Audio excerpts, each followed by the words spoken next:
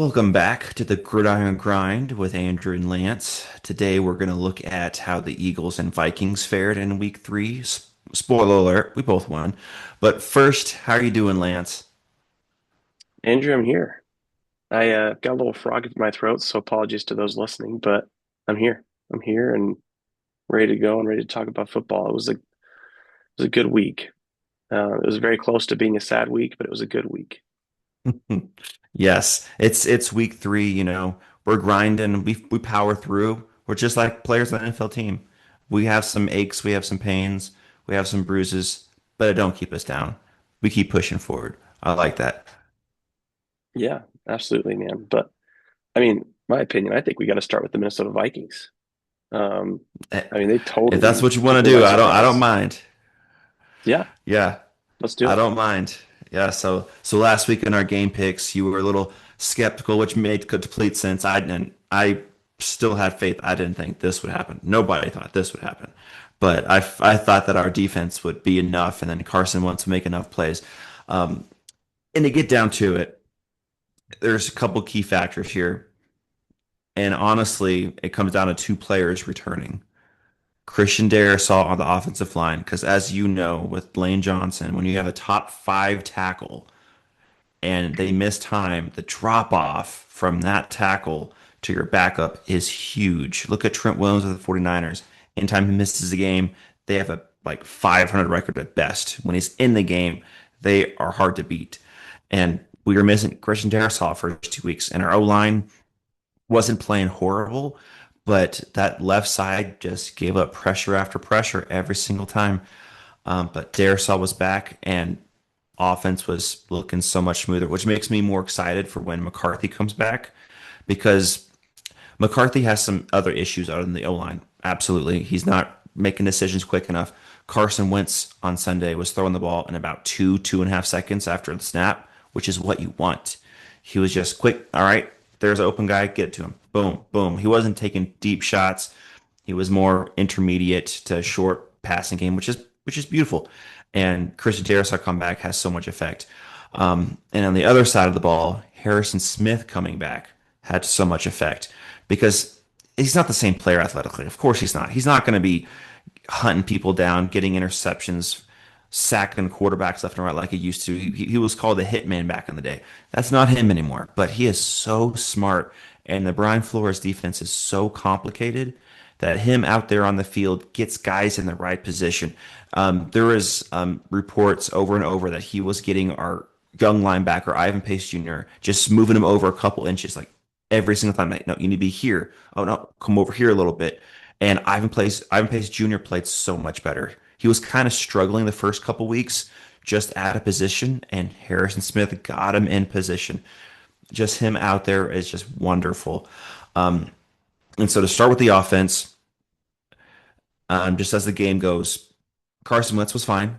He didn't do anything game breaking. He was 14 out of 20, 173 yards, two touchdowns, no interceptions. He took three sacks. His QBR was only 34 out of 100. So that shows that he didn't really have a great game. He just managed the game, which is all we need.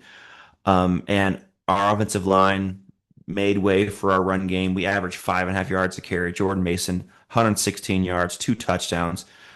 The key thing, though, was for the Vikings throughout the year, be surprised to hear this, but they are fifth as far as how often they run the ball in offense. Fifth out of 32 teams. The thing is, though, so I knew they were running the ball more, but it was situational where they weren't doing a good job. Against the Falcons, on third and fourth down, 2 yards and less, they were out of nine times, they were 5 out of 9, which is okay, but the four misses were all pass plays. They ran the ball 5 times, got it 3 out of 5 times. One of those run plays was a silly tush push, which we can't do, and I wish we'd stop. There's a few teams that can do it. We can't. We failed on that 4th and 1 tush push against the Falcons. That was one of the two misses we had on third or fourth in less than two. We only missed one other time outside of that, but we passed the ball 4 times. And in the red zone against the Falcons, First and goal from the 2. What do? We call a pass play. There's a penalty, brings us back, and we're out of position. Against the Bengals on Sunday, twice in the red zone, we had 2 rushing touchdowns with Jordan Mason of 5 and 4 yards. So from the 5 and from the 4, we called a run play and we scored a touchdown. KOC, that was what we've been asking for. But yeah, we're basically 50% run, 50% pass this year, which is wild to think. We're the fifth highest run rate. But it was the situation that was right. This game, the situation was perfect. He called a really good game. Um, but I'd be remiss to say if I didn't talk about the defense and talk about the MVP of the game. And Yeah, I mean, let's get to the guy that the Eagles clearly missed out on and yes, foolishly decided to say mm-hmm, goodbye to. mm-hmm, yes. So the first 2 games he played well. It wasn't like he didn't play well, but whenever you're a corner and your name isn't being called, a lot of times that's a good thing because your guy you're covering isn't getting a ton of catches. You're not missing tackles. And so that's kind of how he was the first 2 games. He wasn't really spotlight on the defense, which is good because he was doing what he needed to do. This game, different story, man. So Harrison Smith had a big impact on the first one. So our pressure on Jake Browning was intense all game. I think he was pressured on 55% of dropbacks or something crazy like that. And so one of those, he was being pressured. He was rolling out. He threw the ball. Harrison Smith tricked him and kind of moved in a different position and tipped the ball up in the air. And then give credit to Isaiah Rodgers, the MVP. And I mean, if there was the easiest defensive player of the week, then I don't know what is. They might as well just hand him the award after the game was over. Don't even look at the rest of the week. Just say, all right, Isaiah, here you go. Here's your award. Because so first of all, you have to catch the pass, which is difficult because that's a tip pass, a weird angle. You have to adjust quickly. So a lot of corners don't catch that. So that was the first thing. He caught it. Awesome. The second thing is his speed, his quickness, his vision to go through traffic and take it all the way back to the house like a 70-yard touchdown. That was just insane. But he didn't want to stop there. He didn't want to stop on that pick six. Couple drives later, where the game is still actually in reach. I think it's 17-3 at this point. 17-3, and the Bengals are marching down the field. They're about at midfield. Throw a little short pass to Noah Fant. If this play doesn't happen and Noah Fant, it's a first down. Whenever Isaiah Rodgers does his thing, the Bengals could keep moving down the field. They could score a touchdown, and the Bengals got the ball outside the half. So it could have been 17-10 with Bengals ball in the third quarter. It could have been a game. But Isaiah Rodgers was like, no, no, no, no. I got you. I got you. So he punched the ball out of Noah Fant's hands. The ball lands right in his lap. He just picks it up and runs it back. The cameras didn't even know what happened. I was watching that play live, and I thought, what's going on? It looks like a first down, but the cameras are moving back and forth, and I see Rodgers just sprinting, and they show the replay. I was like, whoa, that is awesome. So he had a pick six and a scoop and score in one half. In one half. And then in the second half, he goes and punches another ball out, and we pick it up. So he had 2 forced fumbles that was recovered by the defense and 2 defensive touchdowns. And on top of that, there was a play in the corner of the end zone to T. Higgins where T. Higgins was open. Jake Browning throws a deep bomb, 1-on-1 against Rodgers. Rodgers dives, stretches, tips the ball enough where it's out of the reach of T. Higgins. Incomplete pass. Isaiah Rodgers. So PFF, I like PFF. It's not always the end all be all. It's not perfect, but I like the number sometimes.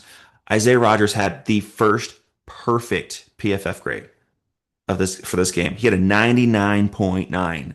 You cannot get any higher on a PFF. And so and that game is a key to this next point. But out of 3 games, Isaiah Rodgers is the number one graded PFF player in the whole league. Cornerback, the number one. And we're paying him $5.5 million. That's just wild. Whenever Brian Flores puts his foot down and says, I want this player, you go get this player. We did that with Jonathan Bernard, Andrew Van Giegel the year before. They've been awesome. did that was Isaiah Rodgers this year. He's been awesome. So Carson Wentz gets a lot of credit because he managed the game. He looked fine, but Isaiah Rodgers won this game for us. He absolutely did. So Isaiah Rodgers, you the real MVP. The part that's amazing to me, Andrew, on Isaiah Rogers' front is, can you believe that the Indianapolis Colts just released him after his whole gambling incident? Hmm. What a colossal mistake. I just, Hmm. I mean, the part that's just insane to me is it's not a sexual assault issue. It's not an issue where he put anyone in danger. He didn't harm anyone. It was a gambling situation that he didn't quite handle right at a confusing moment where the NFL Hmm. chose to have no mercy. So he sat out for a whole season. I just can't believe that. I cannot believe they gave up on him Hmm. for no reason. He didn't even get anything. I mean, you think about Calvin Ridley. When Calvin Ridley had a similar situation pop up, Falcons at least traded him. Uh, yeah, I just, Yeah. what a remarkably bad decision. But yeah, Isaiah Rogers he's a dude. He's a dude. I mean, Hmm. I talked about this moment, but we played the Bengals, and I'm pretty sure this is who the moment was against last year. And there's a play. He was looking at the ball, it was coming towards him, and I think it was T. Higgins, and he knew he couldn't catch it. So his goal was, I'm going to push it out and up to give my other defender friends a chance to get it and put it in the perfect spot for CJGJ to get the interception. But that interception doesn't happen without Rodgers. The way he Hmm. tipped it, pushed it towards the center of the field, went almost right to actually CJGJ, and is a turnover for the Eagles. I mean, he's a heads up player. Hmm. And he's So, so athletic, uh, so athletic. I can guarantee that there's going to be times. So in the off season and training camp, our special teams coach was just banging the table. Please let me have him return kicks, and we can't do it because he's our number two corner. But there's going to be mhm. times when he returns a kick or two. It's just going to happen because he's just that athletic. He is so smooth when he's running down the field. Like those two returns for touchdowns, it was just too easy for him, and he looked like a different player out there than everybody else. He looked like he's playing a different sport with how smooth and quick and fast he was returning those. So he is gonna return some kicks. I can guarantee it. Yeah, I mean, but all around, I mean, I tip my hat to the Vikings. This is a game where you tell people you are not going to you're not going to take home your participation third place trophy. Hmm. I mean, they And really as we came saw out from the and played NFC great. North, they needed this win. They really needed this win because the Lions are looking like they're back. The Bears had a good win. I'm not fully convinced because it was against the Cowboys defense. Everyone's saying Caleb Williams is like, oh, is he finally arrived? Is his offense finally gelling? He looked good, yeah, but let's let him play more than just a secondary to let Russell Wilson look like an MVP candidate. Let's just be a little patient there. But the Lions are back. Looks like Packers, even though we'll talk about this, they did take a really bad loss. They're still a really good team. So this was a much needed win for Minnesota. Yeah, I mean, it's great. So what do you think? Do you think that Carson Wentz is going to be the starter for the next 3 weeks as a result of this win, where it gives a little cushion and they think that they can give JJ more time? So not because of this win, but because it's a high ankle sprain, and they want him to be completely healthy to be able to scramble and use his legs. He's at least going to start the next two.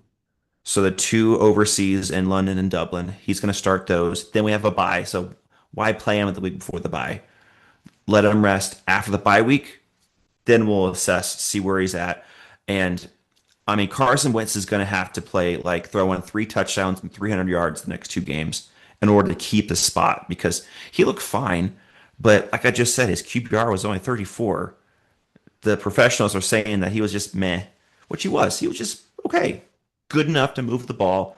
Offense looked like it was at least a functional offense. It was the defense that did the job this game, which is what this team is designed to do. Defense first, run the ball, quarterback make some good plays enough to win games.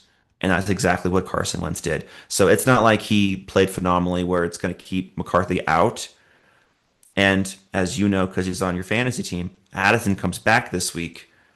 Hmm. That's huge. That's another thing. McCarthy didn't have his guy in training camp. They had such great chemistry, and the offense just wasn't quite in sync. And it's not like it was looking great this week. It just looked fine. It was a run game that looked good. So Wentz is going to have to look phenomenal to keep McCarthy from starting when he's healthy. But I don't think he's going to be healthy during our trip to London and Dublin. That's going to be Carson Wentz week 7 out of our bye home against you guys. That'll be interesting. Hmm. I'm kind of anticipating since it's Eagles, then Thursday night football against the Chargers at LA, very short week. I'm guessing that they're probably going to sit McCarthy for those two, let him get fully healthy. But again, it has nothing to do with Wentz. It's just making sure that he is fully healthy and back to back short weeks against physical teams. You probably don't want to throw him out there. You might want to have him come back the week after, which I think is a Lions game. But we'll see. It's and another thing that's kind of ironic is week 7, we have pretty much everybody coming back from injury. So that could be prime put McCarthy in there because CJ Ham was on IR to begin the year. He's going to be back for the Browns game probably. And he's not a big player, but he's helpful. He's a good fullback and we like to run the I formation. And then Ryan Kelly has been in and out with concussions. He should be playing this game. He didn't play last week, which is big that he didn't play, and we still looked that good on the offensive line. And Donovan Jackson, our rookie left guard, he played through the Bengals game with a wrist injury that needed surgery. It happened against the Falcons, and the doctor said he couldn't make it worse, so they let him play through the Bengals game, and now he had surgery, and he's going to miss the overseas games, but he's going to be back week 7. So it's just everyone's coming back week 7. Like Blake Cashman, our main linebacker, got injured against the Falcons. He's going to be back week Hmm. 7. It's just everybody, unless someone gets hurt again, which is possible, but everybody's going to be back week 7. So that seems like it could be a good time to start McCarthy. But unless he's fully healthy and fully practiced, I would assume that he's going to be back week 9 after our short week against the Chargers because there's not time to prepare for that. Just keep your guy in there, keep Wentz, who's been doing fine. So that's what I would anticipate is week 9. But it's not because Wentz is playing well. It's just because the way things are kind of set up. That's fair. That's fair. I mean, I am interested on the 3 sacks part. You know, I've seen Carson Wentz take sacks in the past. So is that Yeah, going to be and something that's a problem later? honestly, those 3 sacks weren't horrible. Could he have made a better decision and rolled out of the pocket the other way? Absolutely. But I prefer you take a small sack other than trying to throw the ball up for grabs. I prefer the punt than a turnover. So, and it's only 3 sacks. It's not like it took like 5 or 6 and it It's true. killed Yeah. drives. So I didn't get to see all 3 of them. I don't know if it was his fault, offensive line's fault. I'm not sure. But as far as I know, they weren't like horrendous. Like just get rid of the ball because his average time to throw was like 2.3 seconds after he got the snap. So it was quick. So I would assume that's the O line didn't read that blitz well and he was trying to escape and he's like, well, I'm not going anywhere. So he just kind of tucks and ducks under to get sacked other than throwing the ball up for grabs, which I'm cool with if that was the case. Yeah. Yeah, no, it's a good one, and really happy for you guys. And Jordan Mason looked like a pro based off the little bit I Hmm. got to see. Um, so all around, it was a solid effort, solid game by your team, and yeah, now you go overseas. Yep. Yep. Crazy. And I'm really, really hoping that Rodgers picks off Rodgers because that's just that storyline is just set up to happen. Rodgers, interception, Rodgers. That'd be cool. Well, I mean, honestly, if Isaiah Rodgers continues to play this well, he deserves votes for comeback player of the year. I mean, he deserves votes for defensive player of the year. I know, man, but here's the thing. Zach Bond had a great year last year, right? Still didn't get the votes. I really want him to get an award. Like that's what I want to see Yeah. happen. It's fun to get the votes, but I mean, this is great. I mean, we'll have to see. Daniel Jones is he's looking good, so he's probably priming himself for the comeback player of the year if the That's true. trajectory continues. That's true. Um, but I mean, Isaiah Rodgers. I mean, and I just think it's an awesome storyline. You go from Hmm. breaking an NFL rule, sitting out a season, to winning the Super Bowl, and then now playing like a pro and looking like you should have always been a starter. Team shouldn't have given up on Hmm. you. So it's awesome. It really is. And um, I thought that the defense for the Vikings did really good. I mean, it's awesome to see 4 sacks, 9 QB hits, 45 solo tackles. I mean, that's a solid outing by your team. Um, but I mean, we already know that. You just look at the Yeah, score. and Jake Browning having a 23 QBR, that just goes to show the defense Well, right there. even his pass rating is 63.8. I mean, Hmm. it's a rough, Yep. rough day. Um, but we've talked about this. I don't know what the Bengals are thinking. You cannot seriously say that you expect to compete leaving Jake Browning as your starter. Yeah. And You can't. I think I'll get to this point in our next episode, but I have thoughts on who they should trade for because there are a couple guys available. Mm, But I want to get to your Eagles. I want to give you time to get your Eagles because that game looked like it was out of hand. It was looking bad. Then you guys came back. Then also looked like, oh no, we're still going to lose. But let's get to your Eagles. Let's get your thoughts on that. I want to give you some time for you that. know, I I'm probably wearing an Eagle shirt today, Andrew. I have to own the fact that we had a victory. Um, I Mm-hmm. have a coworker. She's a huge Rams fan. So Mm-hmm. this win, oh, it was just the gift that kept on giving. Just the best. But getting to this game, it started off great for the Eagles. I don't know if you saw any of it, but Zach Bond intercepted and a pass for Matt Stafford, and it was just a clean play. The Eagles play a zone defense, but I loved this takeaway from Greg Olson on Sunday because I thought this um, is he says that they play a zone scheme with man-to-man mentality. Mm-hmm. And the way I understand that is, in zone, you have your area, but I could see it in some defenses where people don't defend the player, they defend the area. And sometimes they become so loose with how they're defending the player that it becomes easy for pockets for quarterbacks to sneak the ball into, to Mm-hmm. throw it into, um, which really means that you're working heavily on your side to side running motion to be able to close gaps fast. And it was just great because it helped me realize, why is Cooper DeJean such a good cornerback? Why is Quinion Mitchell so hard to get the ball around? Reed Blankenship is a pretty good cover corner, or excuse me, safety. But anyway, so I wasn't sure, I didn't get to see it, who he passed it off to, but it was a zone play. Zach Bond was towards the middle, passed off to someone else. It might have been Campbell, but as the ball's being thrown, Zach Bond breaks down, runs about 6 yards, and comes right in front of the pass and just grabs it and starts running the other way. It was a beautiful play.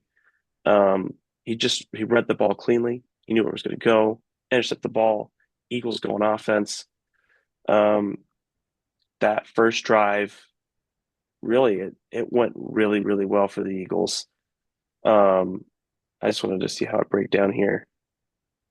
It was a 9 play, 38-yard drive, 5 minutes and 21 yard, or 5 minutes and 21 seconds.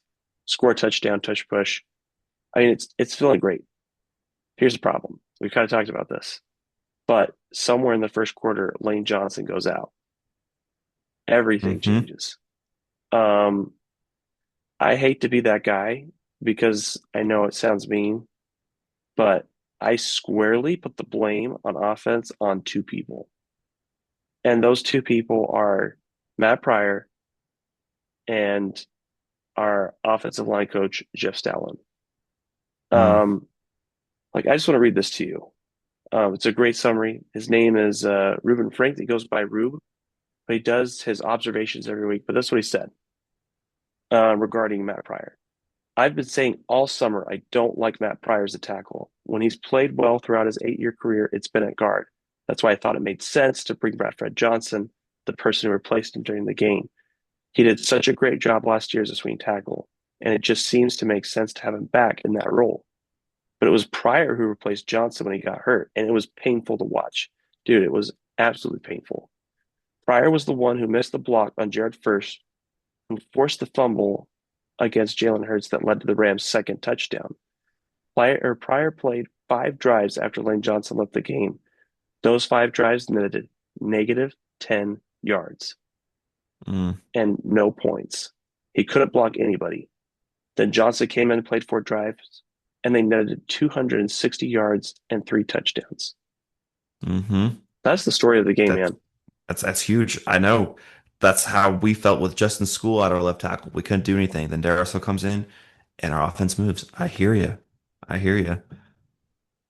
Well, and the part that I really want to just emphasize here is Howie Roseman deserves his flowers because he saw the train wreck that was coming, contacted the Jacksonville Jaguars, and was able to get Fred Johnson for a seventh. So this seventh is already worth it. We had got one win because we traded for a backup tackle, and it would have been a Hmm loss, man. It was so bad. Um, and like I said, it's unfair because there's some of the nuances. The Eagles went to no huddle. They went to hurry up in the second half, which helps. But I mean, it was just different. Fred Johnson locked down his guy. Um, and this is another thing to tie to the Bengals. Last year, Fred Johnson played against the Bengals and was on the left side in Jordan Mailata's spot and was asked to go up against Trey Hendrickson. And Trey hmm Hendrickson got 0 sacks that game. It was a lockdown game for Fred Johnson. So um, just absolute props to Fred Johnson. We don't win that game without him. He is the MVP. I mean, there's other people that stepped up and did a great job, and they deserve their flowers. But it just all starts up front. And the hmm running game was not quite coming together. Um, I mean, Saquon, it's like he's only 2.6 yards average, but he got 46 yards. But he tried his absolute best to get every yard he could. There just Yeah. wasn't anything there. But if you look at the box, this is the amazing thing. People have been daring the Eagles to pass the ball.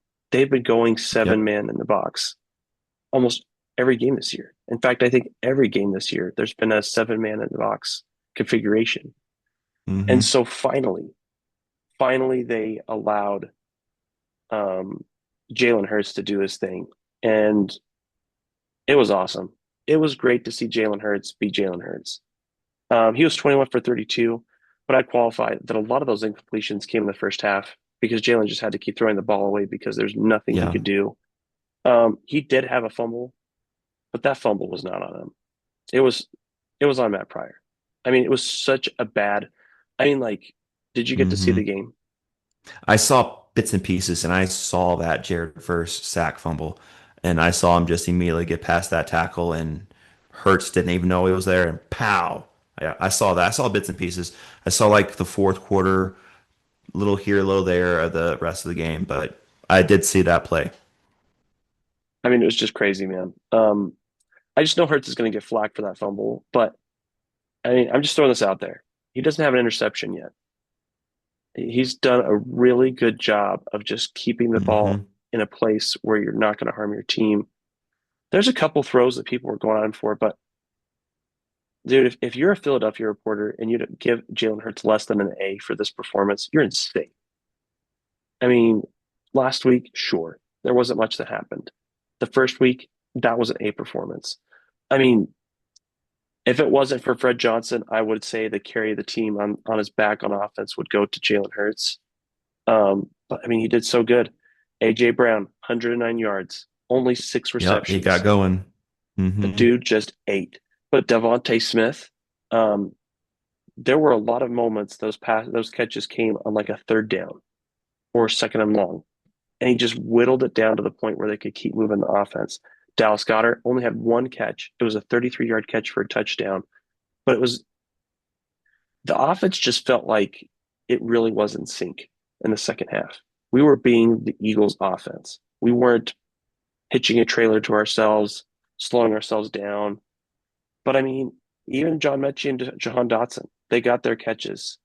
And that's the part that matters as far as like for those guys. You got to get your targets that you get. So that Hmm. way you have to keep the defense honest. They have to be concerned about you. I'm trying to think if there's any other offensive notes I'd get to.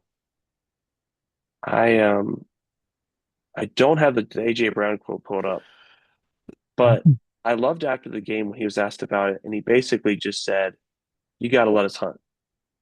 You got to let us go to work." I remember that quote. Yeah, I remember that. And I agree with him, man. I hope the Eagles looked at this game and realized we're being way too conservative. We have got to put Hmm. our foot on other people's throat. Like we've got to jam it down. Because I mean, scoring the last 26 points of the game uh, is crazy. It's just I can't believe we came back, man. I really thought looking at this game, I was like, we're not coming back. This is just one we're just gonna Hmm. have to let go, and we're gonna have to like just move on. But they really rallied and they did a good job. But one other part I want to get to now, flipping to the defensive side of the ball, besides that intro for Zach Bond, was Jordan Davis. Wow, I mean, Hmm. he had an amazing day. Uh, he had four solo tackles, one sack, one tackle for loss, one QB hit, and then he had two blocked field goals and a touchdown. Yes, he gets credit for the end one, but no one really talks about the first one he blocked, which is Yeah, also huge. Because if he doesn't yeah, block that first one, the Rams don't even kick that last field goal because they already won the game. yeah, So, yeah. I mean, I was so impressed, man. The Eagles are looking like geniuses for picking up his fifth year option because that just if they continue this way and Jordan Davis looks irreplaceable, then they can re-sign him and have a little negotiating power, so they hmm. don't just have to pay whatever or pay it all exactly the way he would like. Um, but yeah, man, I was impressed. It was a solid day.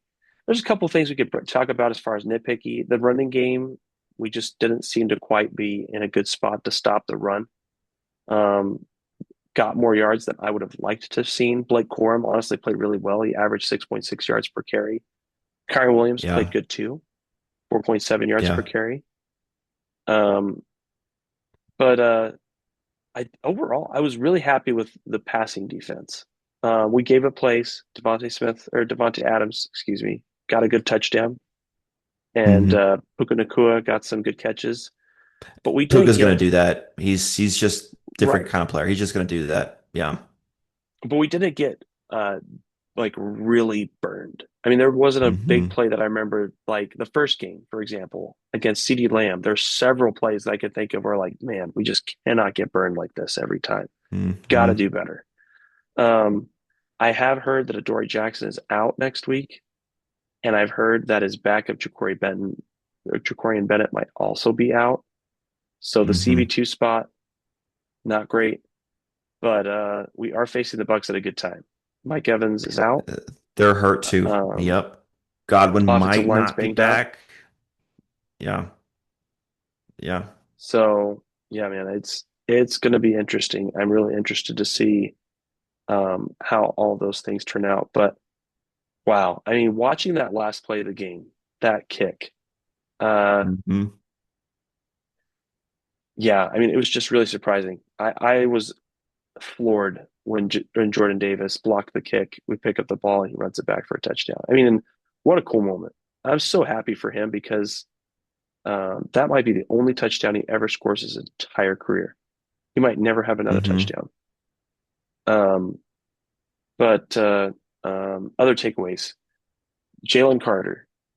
I've seen some film breakdown of him from this game, and it was weird, man. There's just some plays that he seems not totally there. Mm. Like he's not given 100% effort. There's a running play that it just looked like he allowed himself to get turned out. And the gap that he turned out of, that's where they ran through to be able to pick up like a 7 yard carry. So I'm having a little concern about Jalen Carter. I don't know what we're going to do, man. He's super talented, but the discipline is just missing. It's not there. Um, It showed in game one when he spit on Dak Prescott. I'm still surprised they didn't suspend him again. I would have if it was me. It's not my choice. And I'd say that Nick Sirianni has a more Ted Lasso approach. He doesn't always try to Mm, be, the hammer. He's trying to work with his players and not necessarily be buddy buddy, but is there a different way to get this person to buy in and make better choices? hmm. So yeah, man, crazy. I'm really happy they're 3-0. That's a huge deal. It puts them Yeah. squarely in contention for continuing to get that number one seed. Um, but yeah, man, I can't wait to get to our thoughts about other games in week two. But that's my Yeah. biggest thoughts from this game. Yeah. Yeah. It was a really good win. Looked like you guys were gonna take your first L. Did not look like there was any hope, and then all of a sudden start getting low momentum, and then still the Rams came back and looked like, well, it's not a long field goal. Probably gonna make this. Eagles fought back. They look good. Just gotta take an L here, and nope. Davis was like, I got you. I got you. And then I didn't Yeah. think that he was going to bring it back. I thought it was just a block field goal game over. Then I saw him run, and I was like, "Oh snap! Is he sure he wants to score? Just go down and win the game and not have something crazy happen?" But he just kept on running. Hey man, he's been doing his Peloton workouts. There you go. He's been working out hard. I actually have tried super hard to find him on the Peloton app because I also do Peloton because I'd love to try to see what Okay. classes he takes. Couldn't find Hmm. him. Haven't heard what his username is. He's probably trying to keep that private. Right. Oh, two last thoughts I want to give on this game. It is absolutely time, well past time, to say that Nick Sirianni is a better coach than Sean McVay. It, Interesting. Okay. Okay. it he's 4-0 against him, man. He is 4-0 against Sean McVay. Sean has not beaten Nick Sirianni one time. Hmm. And if you go back to that second half, just watch some of the coaching decisions. Sean McVay kicking that field goal on a 4th and 2. Like, dude, that is just such loser energy. Don't settle for that field goal.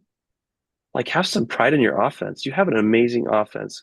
Go out there and try to get that first down. Put your Hmm. foot down. You kick the field goal and it gets blocked. Uh, the one that gets me though is he just burned his two of his three timeouts in just horrible fashion, wasting it on things that long term didn't matter, didn't affect the pace of the game. But when it came time to the end of the game, when they were driving down the field trying to get closer towards the field goal, absolutely could have mattered. Um, I'm so tired of hearing about how Sean McVay is so good. Nick Sirianni's been to as many Super Bowls. I mean, they've both been to two. They both won one, lost one. And let me tell you, that 1-1 looked way better as an Eagles team than the Rams one did. Hmm. Sure, it's a win. I mean, congrats. I just, and then the other one is it's time to say Jalen Hurts is a better quarterback than Matt Stafford. Oh It, yeah. Yeah. Maybe not as a pure passer. I would still say Stafford might have that edge just as a pure that's passer, but fair. overall quarterback, yeah, it's Hurts. Yeah, it's crazy to me, man. I know we're going to see it again, that people are going to say the Rams are the better team and the better coach, better QB. And it's like, Hmm. what do you have to do? What do you have to do to finally make people decide, you know what, maybe my preconceived notions were wrong? Hmm. Yeah, people are stubborn. They don't want to give up. No. And we'll hear about that on some of my takes in our next episode. Yeah, man. I'm excited to get to it. All right. Well, we probably should get to it. So thank you guys for joining us on this episode of the Gridiron Grind with Andrew and Lance. Our next episode will be our week three takes, how we're looking in our little pick'ems that we're doing. I'm catching up, just so you guys know. We'll see you next time. Thanks, everybody.